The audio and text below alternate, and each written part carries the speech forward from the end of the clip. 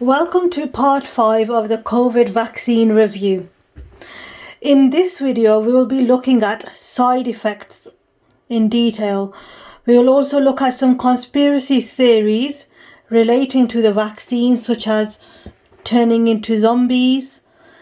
We will also be looking at the side effects and complications that I have suffered in the last 7 days.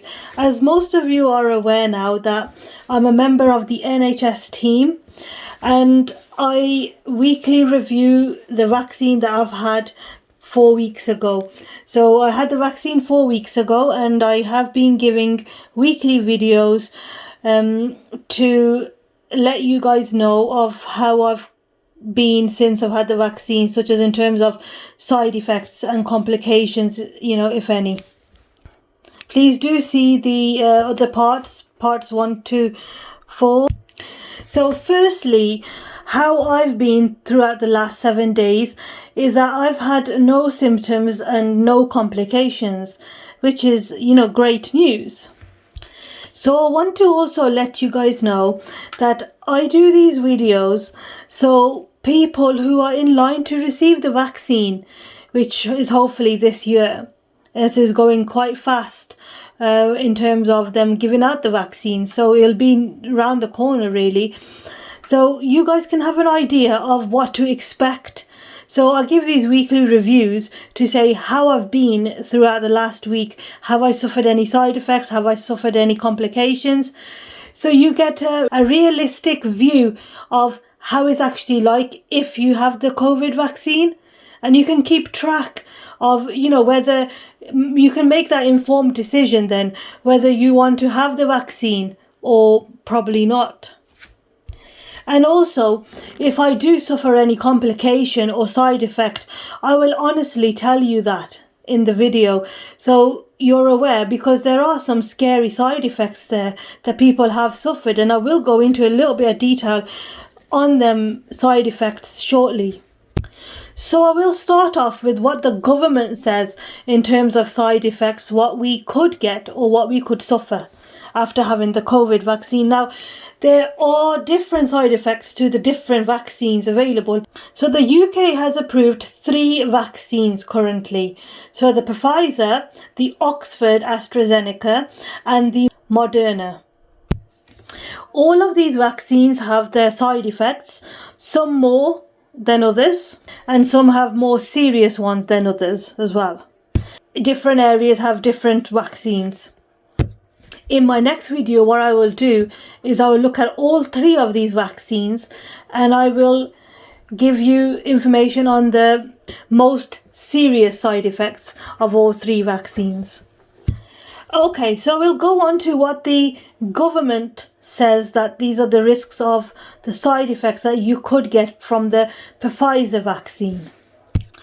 These are the very common side effects now, which may affect more than 1 in 10 people. So we're looking at pain at the injection site, tiredness, headache, muscle pain, chills, joint pain, and fever. And then we go on to the common side effects that can affect 1 in 10 people as well. So it's the same ratio as very common. These also include injection site swelling, redness at the injection site, and nausea. So uncommon side effects that affect 1 in 100 people, these are enlarged lymph nodes and feeling unwell. Now, one of the scariest of these is the rare side effects. Now, these rare side effects of the Pfizer vaccine, they can affect 1 in 1,000 people. And to be honest with you, I was actually scared of this side effect, which delayed in me having the vaccine. I was constantly thinking about this, whether, 1 in 1,000 people is quite common really when you look at the whole world. That's a lot of 1 in 1,000 people. And this side effect was the one that kept me away from having the vaccine initially, and I didn't have it for a few weeks. And then I decided to give in because I seen the patients in the hospitals, and I've seen how they are, their health and everything, and how COVID was turning out to be. So I decided to have the vaccine. But this side effect is temporary one-sided facial drooping. So basically this is facial paralysis, and because of this you can, in other words, it's also called Bell's palsy, and because of this you lose the movement in your face because of nerve damage, and you sort of get one-sided droop in the face, and you can tell when you're smiling a lot, your face drops on the one side, and then you can start dribbling and that sort. 4 people did get Bell's palsy after having the COVID vaccine, Pfizer one. 4 people in the clinical trials out of the 22,000 people. So you're looking at a ratio of 4 out of 22,000. You have to make this decision yourself as to whether you see Bell's palsy more of a risk, or being unable to breathe and almost dying, to balance that risk. They do say this Bell's palsy is temporary at the moment. Another new side effect has come up recently, which is a rare blood disorder after getting the COVID vaccine, and some of these cases are split between the Moderna COVID vaccine and the Pfizer COVID vaccine. So there are things coming up with complications. But these are like a small number of people who are getting these blood disorders, just like the Bell's palsy.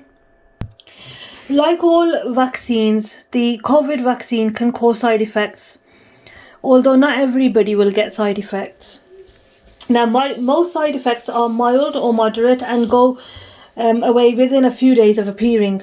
So if they carry on, such as pain, fever, or like some side effects that are mentioned, they can be treated by medications for pain and fever, such as paracetamol, the most common, household medication. It's important to report these side effects. Now, there is a web link which I'll put in the description, where you can go onto and report side effects directly. It is called the Coronavirus Yellow Card Reporting Site. Okay, or alternatively you can search for M for Mike, H for Hammer, R for Romeo, A for Alpha, that is MHRA, Yellow Card, in the Google Play or Apple App Store. So you can report these symptoms or side effects that you've got that way as well. So as you know, by reporting these side effects, you'll be helping the government in providing more information on the safety of the vaccine. And it's very important, if you're getting any of the side effects, to talk to your doctor, pharmacist or nurse as well. And also of any side effects that are not in the list that are provided or on the government list, also report these and tell your doctor, pharmacist or nurse as well. Lastly, I would like to go into the conspiracy theory of becoming a zombie after having the COVID vaccine. I have read this and I have been informed of this quite a number of times, really, that if you take the COVID vaccine, that you turn into a zombie in the long run. Now, I've known people who have had the COVID vaccine since they've been out, and I can say that no one has turned into a zombie. The way I think of a zombie is where you don't have the mental awareness of your surroundings. In fact, your memory is still the same post-COVID vaccine or pre-COVID vaccine. My memory has not changed. My mental awareness has not changed. And of my colleagues who've had the COVID vaccine, none of their awareness or mental state or anything like that has changed, and none of them certainly have not become any zombies. And if the NHS staff all became zombies, there'll be nobody to treat COVID patients. And so this is a conspiracy theory which is unfortunately not true. Zombie-like states are as a result of having powerful drugs, really strong substances, such as flakka or cocaine, and it's not related to the COVID vaccine in any way. Currently, there's no reports or any sort of truthful or realistic link to the vaccine, and since it's been out, the vaccine, from the clinical trials up until present, there's been no incident of turning into a zombie. So unfortunately, it is an untrue statement that the COVID vaccine turns you into a zombie. There is no practical evidence linked to that. And this sums up this video of side effects. My next video will be on the 22nd of February. And we will look at a little bit in detail of how the vaccine is given and the length of time the 2 doses need to be apart, and a little bit on that topic, as well as how my week has been. Thanks for watching, and do subscribe to EvilBluur for the next podcasts and weekly updates. Thank you very much. Keep safe.